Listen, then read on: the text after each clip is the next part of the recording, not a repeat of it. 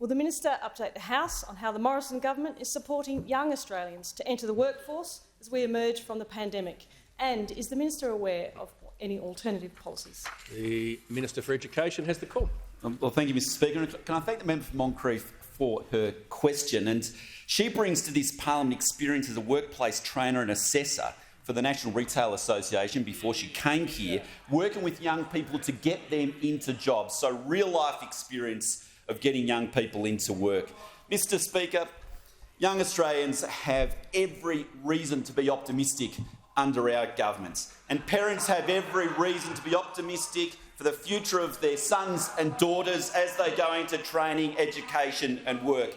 Because under this government, youth unemployment is now down to a 12-year low, Mr Speaker, and it is a full 1 percentage point lower than what it was in March 2020 before the pandemic hit. So it's just great news for young people to see those youth unemployment figures down so low.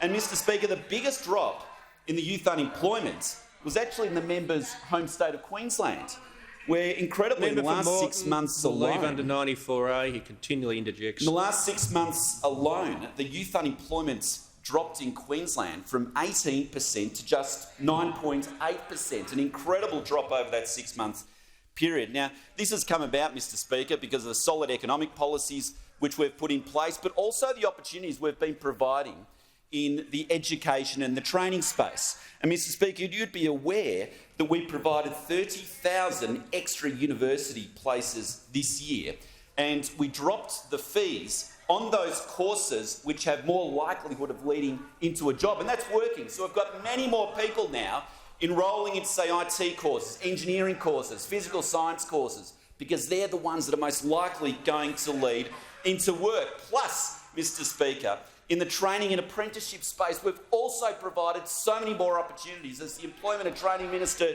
knows, $500 million to deliver an extra 163,000 training places, the extension of the Transition to Work program, and of course the extra 310,000 apprenticeships which are being supported by this government. So it's jobs, it is education opportunities, it is training opportunities, all for those young people.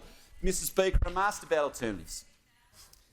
And Mr Speaker, I'm asked about alternatives, and I've got to say, I mentioned that we're supporting 39,000 additional students at university. Those opposite, in their budget reply, their signature policy, 2,000 in Bill Shorten's old policy. I mentioned 300. Minister will refer to members by their correct titles. The member for Maribyrnong's electorate, Mr Speaker. I mentioned 310,000 apprenticeships we're supporting. Labor's policy, only 10,000.